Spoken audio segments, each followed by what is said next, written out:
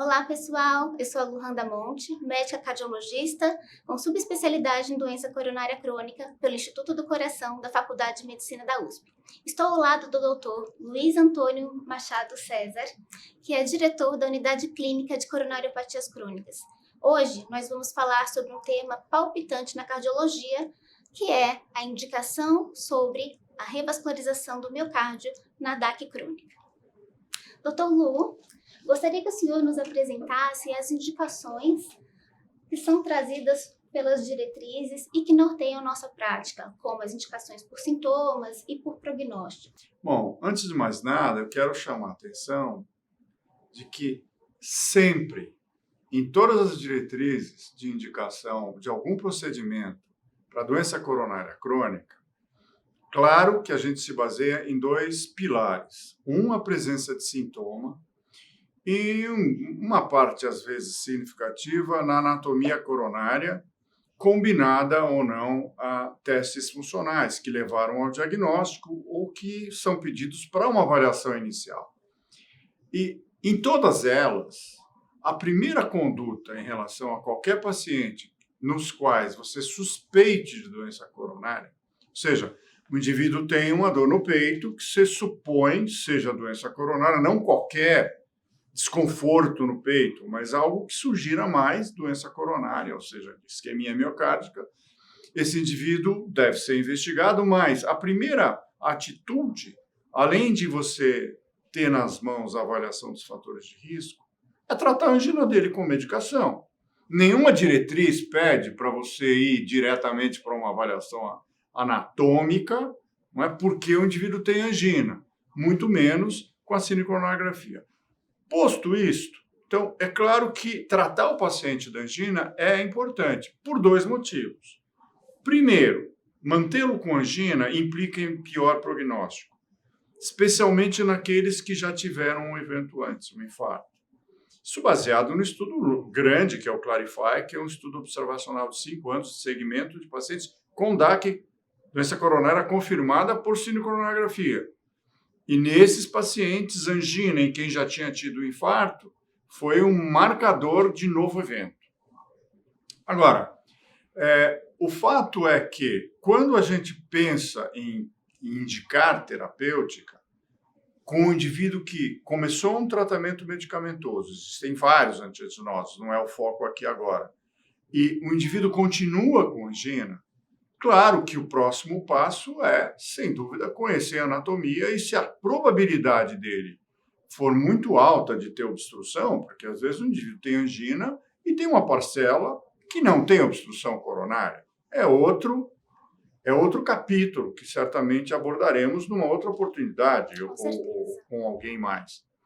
Mas no que tange o indivíduo que tem obstrução coronária, a gente tem que ter algumas orientações. O que as diretrizes mais ou menos dizem? Olha, se o indivíduo está com o tratamento medicamentoso para angina otimizado, essa é uma frase crucial.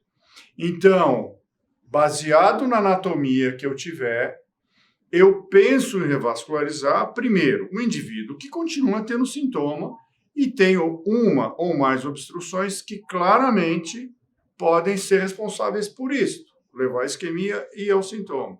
Então, você indica o procedimento pela angina. Eu quero lembrar a vocês que a imensa maioria que é tratada com doença coronária crônica é por esse motivo. Não é porque eu vou mudar a evolução da doença, porque eu vou protegê-lo de morte e infarto. Não, é para angina. A imensa maioria. Na verdade, a Luhanda, se não me falha a memória, acabou não citando, mas a mortalidade de pacientes com diagnóstico confirmado de doença coronária varia de 2% até 4,5%, dependendo das regiões. Para o nosso perfil Brasil, Latinoamérica, é mais perto de 4,5% mesmo, anual. Esta mortalidade, que varia de 2,5% a 4%, 4,5%, é uma mortalidade daqueles que, obviamente, não necessariamente estão bem tratados. Às vezes falta alguma coisa, sem dúvida. Às vezes falta uma revascularização que não foi feita, porque não houve disponibilidade em termos de população e de saúde populacional pública, na América Latina e no Brasil também, é assim. Agora, as diretrizes, elas se baseiam em estudos que comparam estratégias de tratamento, não necessariamente comparam uma estratégia com outra. Existem esses estudos, uma contra a outra, mas é para revascularização. Olha, decidido uma revascularização, angioplastia ou cirurgia, ok?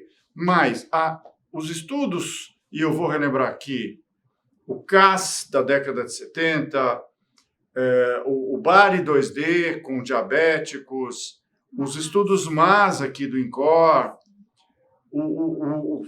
culminando depois com o COURAGE, que testou a hipótese de tratar inicialmente com tratamento clínico ou clínico mais angioplastia, e mais recentemente o Ischemia Trial. O que eles mostram para a gente? Que a estratégia inicial pode ser adotada para qualquer pessoa. Bom, então, se pode ser adotada para qualquer pessoa, quer dizer o quê? Os estudos mostram o seguinte: a evolução de evento, acontecimento de infarto, acontecimento de nova angina e reinternação e morte, é mais ou menos igual. Você escolhe um caminho de já revascularizar ou iniciar com tratamento clínico. E por que isso, hoje, muita gente prefere revascularizar? Não é que esteja errado, mas prefere porque com o tratamento percutâneo ficou fácil. Não é uma cirurgia, você não abre o peito. A maioria das pessoas que são revascularizadas hoje ou são percutaneamente.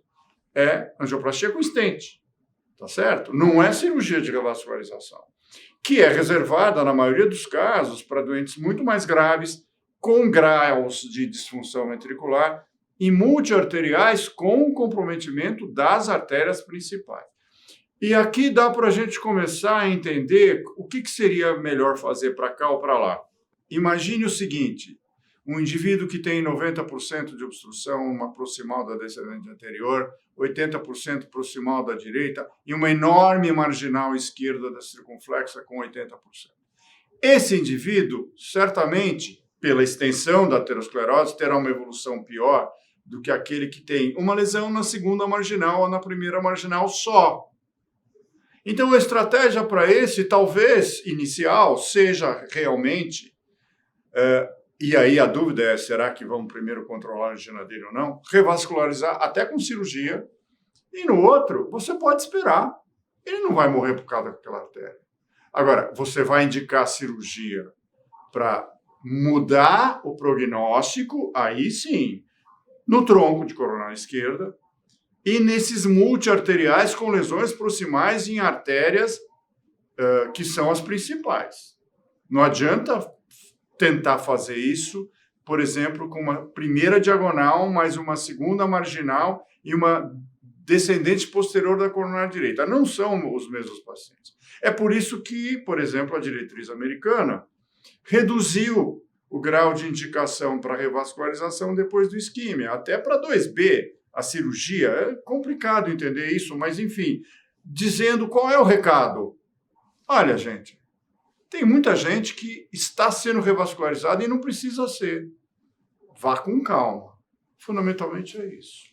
Perfeito, doutor Lu. E a gente consegue entender que a doença coronária crônica é uma doença extremamente heterogênea, né, na qual existem diferentes espectros clínicos e anatômicos de gravidade, né? Então, aquela mortalidade inicial que o senhor falou, entre 2% e 4,5%, existe um gap aí, né? Uhum. E a indicação de revascularização visando melhora de prognóstico é preciso ser feita com muita cautela, de acordo com todas as evidências que temos até hoje, né? É preciso selecionar, dentre os pacientes com doença coronária, aqueles que de fato têm uma doença mais agressiva, a qual vai trazer para esse doente um risco maior de infarto, de morte cardiovascular futuro.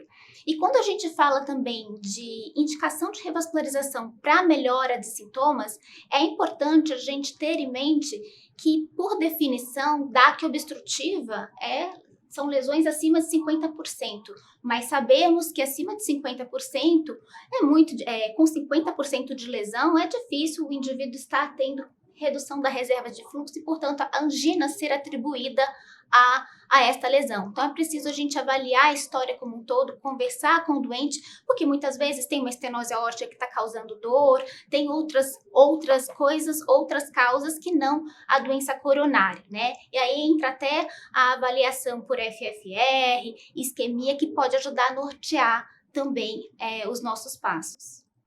Exato. Eu acho que, para finalizar, a gente pode pensar da seguinte forma.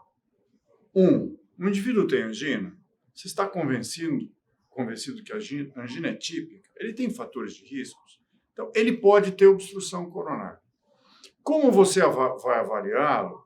Geralmente, você tenta confirmar se o indivíduo tem atividade física, se ele realmente tem isquemia e de uma forma funcional, porque às vezes o indivíduo tem angina e funcionalmente você não consegue achar. Na dúvida, você pode avaliar de uma forma anatômica, por exemplo, com uma angiotomografia coronária. Mas se esse indivíduo tem uma clínica que é recente, é intensa, e você crê que pelos fatores de riscos e pela idade, mais provavelmente ele tem obstrução, avalie anatomicamente, se for o caso, com cinecoronariografia. Agora, daí para frente, pausa, vejam as lesões. Se tudo for 50%, é possível que esse paciente tenha muito mais vasoatividade nessas lesões, nessas placas ateroscleróticas, que levam a variações de fluxo durante o exercício, como resposta inadequada à acetilcolina, e não necessariamente à obstrução. O tratamento clínico pode resolver muitos desses casos, e não se precisa de intervir.